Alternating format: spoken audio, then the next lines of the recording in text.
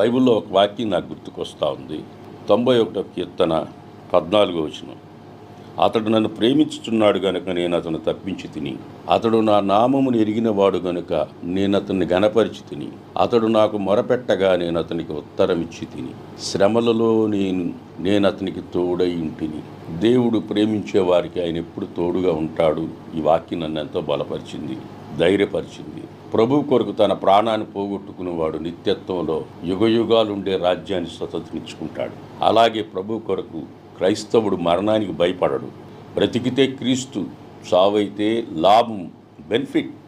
అపోస్తలుడైన పౌలు అంటాడు, మరణం నాకు అది ఎంతో ఆశీర్వాదకరం అంటాడు. ప్రియమైన దేవుని బిడ్డలారా, మరణానికి భయపడేవాడు క్రైస్తవుడే కాదు. నేను 16 ఏట సేవలు అడుగుపెట్టాను. ఇప్పుడు నాకు 60 ఏళ్ల వయసు. ఈ 60 ఏళ్ల వయసులో పరిగెత్తి సేవ చేశా, నడిచి సేవ చేశా, అనేక ప్రాంతాలు